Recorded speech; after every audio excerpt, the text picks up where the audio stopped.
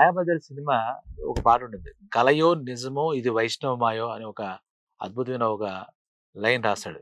ఇది కలయో నిజమో వైష్ణవమాయ అంటాడు. అలాగే ఇప్పుడు ఈ ఈ న్యూస్ ఐటెమ్ వింటే నాకు అలాగే అనిపించింది. అదేంటంటే జపాన్ దేశస్థులు ఎలా ఉంటారంటే, వాళ్ళు నిత్యం అద్భుతాలు ఏదో ఒకటి ఆవిష్కరిస్తూ ఉంటారు. ఇంతకుముందు కూడా చూస్తే ఆ మెరుపు వేగంతో వెళ్ళే బుల్లెట్ ట్రైన్‌లు, అలాగే పెద్ద పెద్ద భూకంపాలు వస్తుంటాయి అక్కడ ఆ దేశంలో. వాటికి తట్టుకునేలాగా భవంతులు కట్టుకోవడాలు.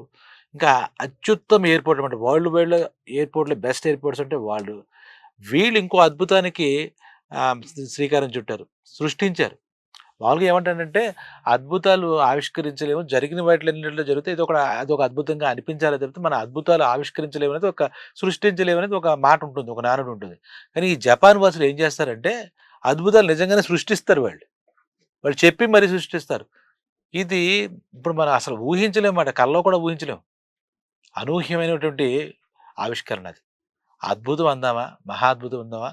అత్యద్భుతం అందామా? ఇది విన్నాక మీరే చెప్పండి. మన అందరం ప్రపంచం మొత్తంలో ఇంటర్నెట్ లేకుండా జీవనం వెళ్ళదు. ఆక్సిజన్ ఎంత ముఖ్యమో మన ఇంటర్నెట్టు మనకి అంత ముఖ్యమైపోయింది. ప్రతి ఒక్కడికి చిన్న లేదు, పెద్ద లేదు, ధనిక లేదు, పేద లేదు, ఆ దేశం లేదు, ఈ దేశం లేదు. దాంట్లో కూడా మనం కూర్చొని మనం కూడా బ్రౌజ్ చేస్తూ స్పీడ్ లేదు అనుకోవడం మనం చూస్తుంటాం. ఆ స్పీడ్ అనే మాట కూడా తగ్గి పనికిరానంత మెరుపు వేగం అంటారే అలాంటి ఆవిష్కరణ వాళ్ళు చేశారు. ఇంక ఇది ఊహించలేం. ఇంకోళ్ళెవరు వాళ్ళ ఆవిష్కరణ దగ్గరికే వెళ్తారు ఇప్పుడిప్పుడు అని నేనైతే అనుకోవట్లేదు. అంతటి ఏంటంటే ఇంటర్నెట్‌లో ఇప్పుడు మనకి ఇండియాలో నడుస్తుంది 5జీ. దానికి చెప్తారు కదా! 2జీ, 3జీ, 4జీ, 5జీ స్టేజ్ ఆ స్పీడ్ బట్టి అది చెప్తామాట. ఇక్కడ వీళ్ళు కనిపెట్టింది ఏంటంటే మామూలుగా క్షణంలో అయిపోతుంది పని. క్షణంలో చేసేస్తామని మాట్లాడదు. నిజంగా ఆ పని క్షణంలోనే చేశారు. వాళ్ళ ఒక క్షణంలో జరిగే ఇంటర్నెట్‌ని వాళ్ళు ఆవిష్కరించారు. అది బుల్లెట్ ఇంటర్నెట్ అంటే బుల్లెట్ కూడా అంత స్పీడ్‌గా ఎళ్ళదు. మెరుపు వేగం మనకు ఆకాశంలో మబ్బులు పెట్టినప్పుడు వస్తాయి మెరుపులు. ఆ మెరుపు వేగం అని కూడా మాట ఇక్కడ వాడొచ్చు. ఇది మాయాజాలం అనిపించింది అసలు. మనుషుల మేధకి ఇంత ఇదా అని అనిపించింది చదువుతుంటే. ఎందుకంటే వాళ్ళు కనిపెట్టినటువంటి ఆ ఇంటర్నెట్ స్పీడు తెలుస్తుంటే అసలు మనకి అసలు మతిపోతుందనమాట ఒక రకంగా చెప్పాలంటే. ఒక క్షణకాలంలో అంటే ఒక సెకన్ కాలం ఇప్పుడు మన నెట్‌ఫ్లిక్స్ అనే ఓటీటీ ఉంది కదా! ఆ ఓటీటీలో ప్రపంచ దేశాలకు సంబంధించిన సినిమాలు పాతవి, కొత్తవి అన్నీ ఉంటాయి. అలాగే మన ఈ వెబ్ సీరీస్ అని మొత్తం చాలా చెత్తా చెదారం ఉంటది. చాలా పెద్ద ఓటీటీ సంస్థ అది. ఆ ఎన్‌టి మన నెట్‌ఫ్లిక్స్‌లో ఉన్నటువంటి ఒక లైబ్రరీ ఉంటుంది కదా! వాళ్ళు ఎప్పుడు ఏదో టెలికాస్ట్ చేయాలి అదన్నీ ఉంటాయి కదా! ఆ లైబ్రరీని ఒక క్షణ కాలంలో మొత్తం లైబ్రరీలో ఉన్న మెటీరియల్ అంతా డౌన్‌లోడ్ చేసుకోవచ్చట. వీళ్ళు కనిపెట్టిన బుల్లెట్ ఇంటర్నెట్ ద్వారా. ఒక క్షణకాలంలో నెట్‌ఫ్లిక్స్ లాంటి అతి పెద్ద సంస్థ యొక్క లైబ్రరీ మొత్తాన్ని ఒక సెకను, ఒక క్షణకాలంలో అది మొత్తం చేసుకోవచ్చట. ఇదేంటంటే మనకి ఇంకా అర్థం కాలేదు కదా! నెట్‌ఫ్లిక్స్‌లో ఎంత ఉంటుంది ఏదో చెప్తున్నారు అనుకోవచ్చు. ఒక క్షణం అనేది అర్థమైంది కదా! క్షణకాలంలో మొత్తం డౌన్‌లోడ్ చేసేసుకోవచ్చట. సరే బానే ఉంది. తర్వాత వాళ్ళు చెప్పేది ఇప్పుడు మనం వికీపీడియా ఎక్కువ వాడుతుంటాం. ఆ వికీపీడియా ఇంగ్లీషు ఉంటుంది కదా! దానికి ఒక్కసారి మామూలుగా చెప్పాలంటే 100 జీబీ ఎంతో ఉంటుందట. దాని స్టోరేజ్ అంటాం కదా! English Wikipedia. ఒక్క సెకన్ కాలంలో ఒకసారి కాదు 10,000 సార్లు డౌన్‌లోడ్ చేసుకోవచ్చట దాన్ని. ఏమిటసలు ఇది? ఏం జరుగుతుంది? అసలు ఎక్కడికెళ్తున్నాం మనం? అసలు చాలా ఆశ్చర్యమైన మాట తక్కువ. అద్భుతమే ఇంక నిజంగా. తర్వాత సరే ఇలా కనిపెట్టారు బానే ఉంది. మిగిలిన దేశాలతో పోల్చుకోవాలి కదా! మరి జపాన్‌లో సాంకేతిక పరిజ్ఞానం గాని, వాళ్ళ వేగాన్ని గాని ఎవరు అందుకోలేరు మామూలుగా. వాళ్ళు చేసేంత స్పీడ్‌గా. అయితే ఇప్పుడు అమెరికాలో సగటు ఇంటర్నెట్ ఉంటుంది కదా! ఇప్పుడు మనకి ఇండియాలో సగటు ఇంటర్నెట్ ఉంటదా? దానికో స్పీడ్ ఉంటుంది కదా! ఇప్పుడు వాళ్ళు 5జీ ఏదో వాడుతుంటారు. దాంతో పోల్చుకుంటే 3.5 మిలియన్ టైమ్స్ స్పీడ్‌లో వెళ్తుందట ఇప్పుడు వీళ్ళు చేసిన బుల్లెట్ ఇంటర్నెట్. మిలియన్ అంటే 10,00,000 3.5 మిలియన్స్ అంటే 35,00,000 అంత స్పీడ్. ఇందాక చెప్పిన అటువంటి వికీపీడియా 10 టైమ్స్ ఒక సెకన్‌లో, క్షణకాలంలో. ఇంకా వాళ్ళేం చెప్తున్నారంటే అక్కడ పరిశోధకులు వాళ్ళ దాంట్లో ఇచ్చిన దాంట్లో లిప్తకాలం అంటారు. లిప్తకాలం అంటే విన్నారా? క్షణం అంటే ఇలా 1 సెకండ్ అని మనకు కొలమానం. లిప్తక అంటే రెప్ప వేసి తీసే లోపల ఇదంతా జరుగుతుందట. డౌన్‌లోడ్. ఇది ఇప్పుడు ఇంటర్నెట్ మన భారతదేశం గురించి మాట్లాడకూడదు. మన భారతదేశంలో అందరూ 93 క్రోర్స్ సారీ ఇంటర్నెట్ వాడుతున్నారని చెప్పి అయితే మొన్న ఇటీవల ఎక్కడో చదివాను. అది నా మాట రైట్ ఆర్ రాంగ్ చదివాను. మన భారతదేశంలో ఇప్పుడు మనం సగటు ఇంటర్నెట్ వాడుతున్నాం కదా! దీనికి 16 మిలియన్ టైమ్స్ స్పీడ్‌గా అది పనిచేస్తుంది. మిలియన్సే ఇప్పుడు మనకి 16 టైమ్స్ అనుకుంటాం. కాదు కాదు 16 మిలియన్స్. మిలియన్ ఏంటంటే అంటే 1,60,00,000 స్పీడు. అసలు దానికి స్పీడ్ అంటారా? దానికి ఇంకా ఏదన్నా పేరు పెడతారా కదా! అర్థమవుతుందా మీకు? 1.02 ఆ పేరు కూడా నేను వినలేదు. పెటాబిట్స్ అంట. ఆ పెటాబిట్స్ పనిచేస్తాడు. మనం మనం కొలుస్తాం కదా! అలాగే ఆ టైప్‌లో చూస్తే పెటాబిట్స్ ద్వారా అదేదో పనిచేస్తుంది. అసలు ఆ టెక్నికల్ టర్మ్స్ కూడా మనకు అర్థం కాదు. ఇంకా మనకు అందుబాటులో కూడా లేవు. ఆ శాస్త్రం మనం అది వాడుకోవాలన్నా అంటే, అంటే ఒక మాటేంటంటే ఇప్పుడే గృహ అవసరాలకు వాళ్ళు ఇవ్వరు గానీ, ఫ్యూచర్ కోసం వచ్చేస్తుంది. ప్రస్తుతానికి ప్రభుత్వాలు గాని, డేటా కాల్ సెంటర్స్ గాని, అలాగే ఇంకా టెలికాం సెంటర్స్ గాని వీళ్ళకి అందుబాటులో వచ్చేసిందది. అసలు ఎన్నాళ్ళు ఇది జీవితం ఇలా గడుస్తుంది. ఏడాదికి జియోలోనో, ఎయిర్‌టెల్‌లోనో మనకి 5G వచ్చిందంటేనే మనం ఆనందపడుతూ ఉంటాం ఎటు. ఇది ఇప్పటికి speed we are enjoying this 5G. అసలు వాళ్ళు ఆ స్పీడ్ అంటారు ఏమంటారు? అసలు మనకి ఏం చేయాలో తెలీదు. ఒక సెకన్ ఇలా నొక్కడానికే పడుతుందది. యాక్చువల్‌గా అయితే మౌస్ ఇలా నొక్కడానికే పడదు. ఆ ఒక సెకను ఇలా తిరిగి ఇలా చూసేసి అయిపోతుంది. అందులో మొత్తం ఈ డేటా ఇన్ని వేల, ఇన్ని మిలియన్ల డేటా రన్ అయిపోతుంది. చాలా ఆశ్చర్యంగా ఉందసల. ఇది ఆశ్చర్యం కాదు అద్భుతంగానే అని చెప్పాలి. దీనికి అంటే చే మనసుంటే మార్గం ఉంటుందంటారు కదా! వీళ్ళు మనసు వేగం ఎవరో కొలవలేరు. వీళ్ళు దగ్గర తిరిగి ఇలా చూస్తే మనసు వేగం కూడా కొలిచేస్తారు. ఎందుకంటే మన మనసు ఇప్పుడు ఆలోచిస్తే ఇక్కడున్నాం. ఒకసారి ఢిల్లీలో ఎవరి గురించో తలుచుకొని ఇంకో ఢిల్లీ వెళ్ళిపోతుంది మన మనసు. మనోవేగం అంటారు అది. మనోవేగం అంటారు. ఆంజనేయ స్వామి సుందరకాండలో లంక వెళ్తున్నప్పుడు ఆయన వేగాన్ని ఎవరు కొలవలేకపోయారట. అలాంటి వేగాన్ని మనోవేగం చెప్తాను మనస్సుకు మించిన వేగాన్ని కూడా వీళ్ళు తీసుకెళ్ళిపోయారు.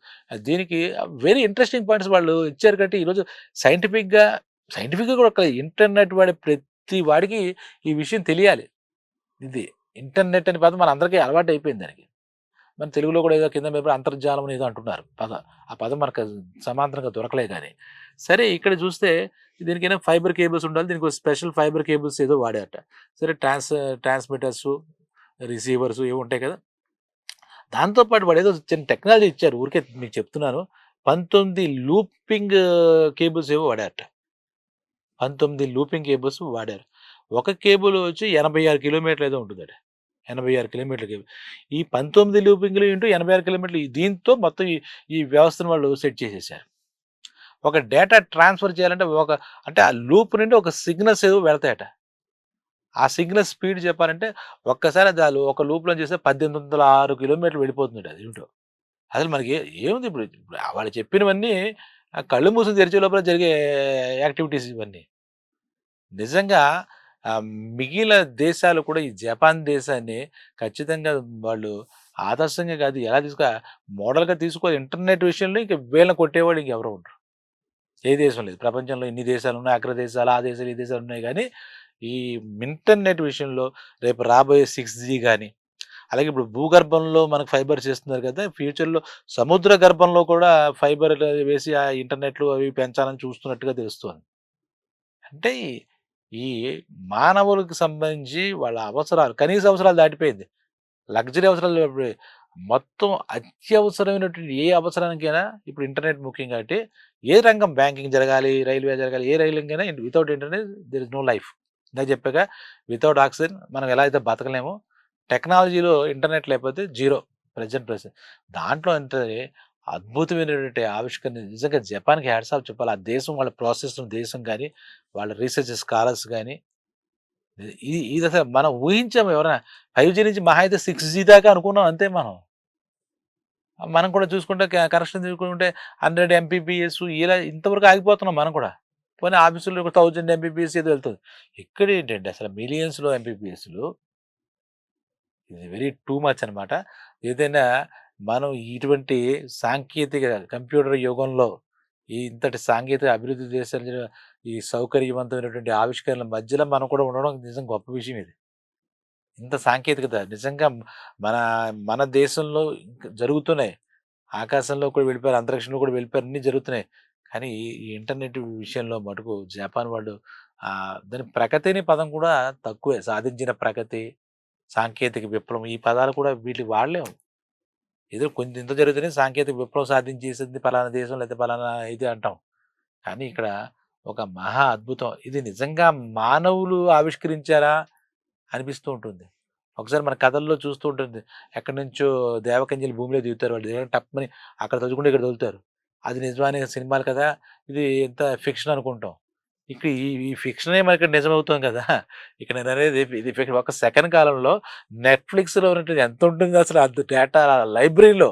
ఒక సినిమా అంటే ఇంకోటి కూడా ఏదో చెప్తున్నారు. 8 సొల్యూషన్స్ ఉంటాయి. 8K resolution. 8K రిజల్యూషన్‌లో ఉన్నటువంటి సినిమాలంటే 8K రిజల్యూషన్‌లోనే వాళ్ళవి ఉంటాయి నెట్‌ఫ్లిక్స్ 90% మనం 4K ఏదో వాడతాం గానీ, ఆ 8K రిజల్యూషన్ సినిమాలన్నీ కూడా వాళ్ళ దగ్గర ఉన్నదంతా ఒక సెకన్‌లోనే డౌన్‌లోడ్ అవుతుందట. ఒక సెకను. సినిమా అంటే ఏదో 1 ½ అవర్ ఏదో మన మన వాచ్ టైమ్ ఉంటుంది కదా! అంటే ఏదో ఇన్ని జీబీ అని ఉంటుంది కదా! సినిమా అంటే. ఒక సినిమా ఏసిన వాళ్ళ దగ్గర ఎంత ఉండుంటుంది. ఆ నెట్‌ఫ్లిక్స్ అంటే ఇప్పుడు ప్రపంచాన్ని శాసించే ఓటీటీ ప్లాట్‌ఫార్మ్స్‌లో నెట్‌ఫ్లిక్సే ఫస్ట్ ఉంటది. అమెజాన్, నెట్‌ఫ్లిక్స్ పోటీ పడుతుంటే మనం కూడా అవి చూస్తూ ఉంటాం. ఆ నెట్‌ఫ్లిక్స్ లైబ్రరీ లాగేస్తుందండి మొత్తం. 10,000 టైమ్స్ వికీపీడియా లాగేయడమంటే అసలు మాటలా? ఒక్క సెకనే. రెప్పపాటు కాలంలో. ఇంకా ఇలాంటి అద్భుతాలు ఎన్ని మనం చూడాల్సొస్తుందో, ఎన్ని వినాల్సొస్తుందో, జపాన్ లాంటి దేశాలు ఎన్ని ముందుకొచ్చి వీటికి చేస్తారో. ఎందుకంటే ఒకళ్ళు బాట వేస్తే ఆ బాటలో అందరూ నడుస్తారు. ఇప్పుడు రేపొద్దున మనం ఇంత వెనకబడిపోయినా అది కూడా కొలవలేం ఇప్పుడు. మనం ఎంత వెనకబడినా 5G అంటే వాళ్ళు బుల్లెట్ ఇంటర్నెట్‌కి మనం వాడుతున్న ఇంటర్నెట్‌కి ఎంత తేడా ఉందో మరి మనకు తెలీదు. సెకండ్ కాలంలో. నిజంగా కూడా ఈ 5G రాకముందు స్టార్టింగ్ డేస్‌లో బ్రౌజ్ అవ్వడం, ఇప్పటికి కూడా కొన్ని చోట్ల ఇలా ఇలా తిరగడం, మంత్ ఎండ్ అయ్యేసరికి తగ్గించేస్తున్నాడు అని వాడిని ఎవడో తిట్టుకోవడం, మనకు తెలిసి తెలియని మాటలు ఇవన్నీ. ఇది ఇంక ఇలాంటివి వచ్చేస్తే ఇంక మాట్లాడుకోవడానికి ఏముంటుంది? అయితే తొందరలోనే ఈ గృహావసరాలు కూడా వస్తుందని వాళ్ళు చెప్తున్నారు. ప్రస్తుతానికి ప్రభుత్వాలు అన్ని దేశాలు, ప్రభుత్వాలు అలాగే telecom operators as well as data operators వీళ్ళంతా కూడా దీనికోసం ఎదురు చూస్తే త్వరలోనే వాళ్ళు అది అవైల్ చేసుకొని ఇంక దీన్ని బట్టి ఇలా చేస్తుంటే ఇంక మనిషికి కూడా ఇంకేం పనుండదు. ఒక సెకన్‌లో డౌన్‌లోడ్ చేసేస్తే ఇంక మనుషులకి మనకేం పనుంటుంది? అంతా డౌన్‌లోడ్ చేసుకుంటే. ఇప్పుడు డేటా డౌన్‌లోడ్ చేయడానికి కొన్ని డిపార్ట్‌మెంట్‌లు కొంత ఒక వ్యవస్థలు ఉంటాయి ఇప్పుడు. ఇదంతా ఇది కానీ సాంకేతికంగా ఇంత గొప్ప విషయం. జనాల విషయం, వాళ్ళ ఎంజాయ్ చేసే విషయం, ఈ నిరుద్యోగాల తర్వాత మాట్లాడుకోవచ్చు. So, hats off to Japan. అలాగే మనకు వాళ్ళెవరో తెలీదు. మహానుభావులందరూ తెర వెనకే ఉంటారు. ఈ ఈ అభివృద్ధిలో, ఈ అత్యద్భుతం సృష్టించడంలో ఈ ఇంటర్నెట్, బుల్లెట్ ఇంటర్నెట్ అని ఊరికే మనం రాసుకోవడానికి రాసుకుంటాం. బుల్లెట్ అంటే చాలా స్పీడ్‌గా ఉంటుంది. బుల్లెట్ స్పీడ్ అంటే అన్నిట్లికన్నా అది స్పీడ్‌గా అంతగానే లేదు. దీన్ని బుల్లెట్ స్పీడ్ అని కూడా అనలేము. జపాన్ స్పీడ్ అని అనగాడి. జపాన్ ఇంటర్నెట్ అంటే సరిపోదు ఒక రకంగా. సో, ఇది ఒక మంచి అందరికీ శుభవార్తే ఒక రకంగా. ఇంత అభివృద్ధి జరిగిందంటే శుభవార్తే కాబట్టి ఇలాంటి విషయాలు మనందరికీ ఆనందదాయకంగా ఉంటాయి. అంటే సాంకేతికలో ప్రపంచం అంటే మన ప్రపంచ మానవులం, విశ్వ మానవులం కాబట్టి ప్రపంచంలో జరిగే ఆవిష్కరణ కూడా మనం ఆనందిస్తాం. మన భారతదేశంలోనే కాదు. So, very nice. ఈ న్యూస్ చూస్తుంటే చాలా హ్యాపీగా ఉంది. సో, ఇటువంటి న్యూస్‌కి ఎప్పుడు అందరూ చూస్తూ ఉండాలి. మళ్ళీ ఇలాంటి ఇంట్రెస్టింగ్ న్యూస్ అంటే ఇంటర్నెట్‌కి సంబంధించిన ఇంట్రెస్టింగ్ న్యూస్‌తో మళ్ళీ మీ ముందుకొస్తాను. సెలవు.